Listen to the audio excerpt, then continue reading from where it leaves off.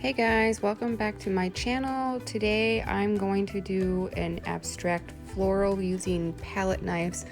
I've never done this technique before, so I was kind of excited to do it since I had received some palette knives. So we're going to get into it and see how it turns out.